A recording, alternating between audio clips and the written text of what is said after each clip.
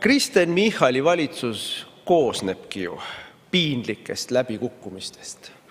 Nimetame lihtsalt mõned nimed, ma ei hakka isegi kõiki nende skandaale siia nimetama, aga meil oli Svet ja tema armastus pronkssõduri vastu, meil on ropsuröökur Ligi, meil on Taro, kes arvab, et Putin on tore inimene, meil on Terras, kes on näinud, kuidas lehm sünnitas, meil on Alender, kes jagab 2,6 miljardit, nii et keegi ei tea, kuhu, miks ja kuidas.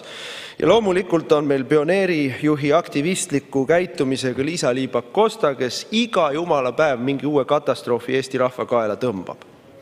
Ja nüüd selles tihedas konkurentsis, kes suudab rohkem teha kahju Eesti riigile, Eesti rahvale, kes suudab rohkem lagastada Eesti põhiseaduslikku korda, mul on siiski tunne, et Liisa-Ly Pakosta võidab.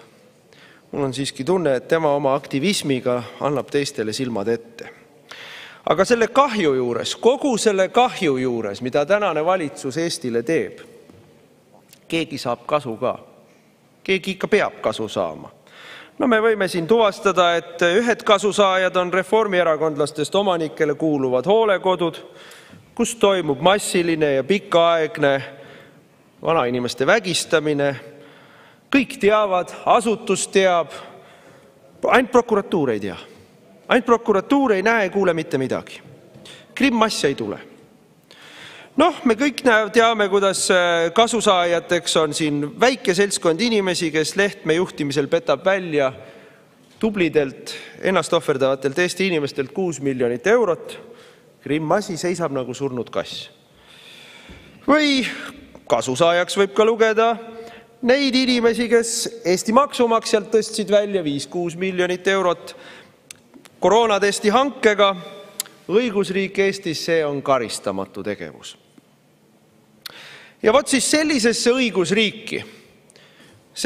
õigusriiki on nüüd plaanis tuua Rootsi katastroofilise immigratsioonipoliitika tagajärje laga. Meil on plaanis tuua, meil on kokku lepitud juba põhimõtteliselt, et me toome kõige ilgemad kurjategijad Rootsist Eestisse. Mõrtsukad, vägistajad, terroristid, narkokaubitsejad, pedofiilid. Vot seda kampa Liisa-Ly Pakosta pioneerijuhiliku innukusega tehtud projektis hakkame me Eestisse tooma.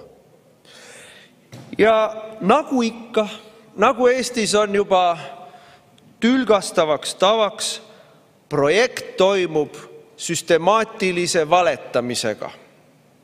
Valetatakse avalikkusele, valetatakse parlamendile, valetatakse selle kohta, mis on eesmärk, valetatakse selle kohta, kui kaugel ollakse, valetatakse selle kohta, kes mida on teinud.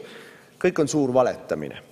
No näiteks me tegime ju siin arupärimise Pakostale oktoobrikuus juba ja Pakosta ütleb meile sõna selgelt, et läbirääkimisi ei ole alustatud mitte ühegi riigiga.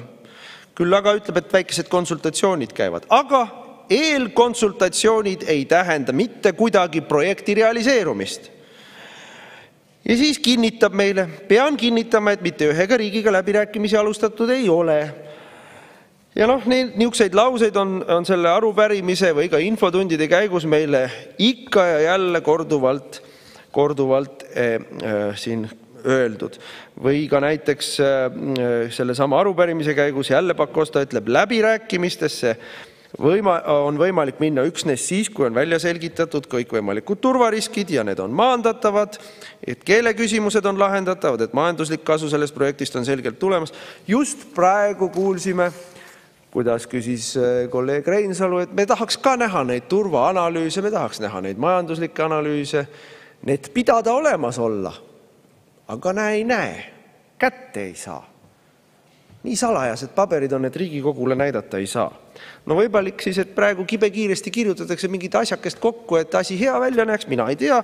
Aga võimalik, et need on selliselt juba ammu kokku kirjutatud, et ei lähe kokku narratiiviga.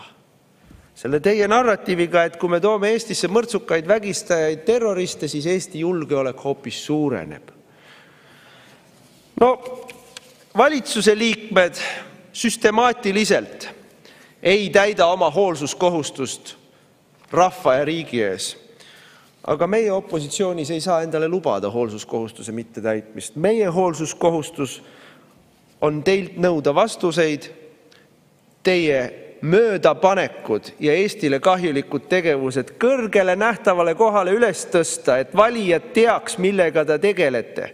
Meie ülesanne on teile avaldada umbusaldust. Aitäh!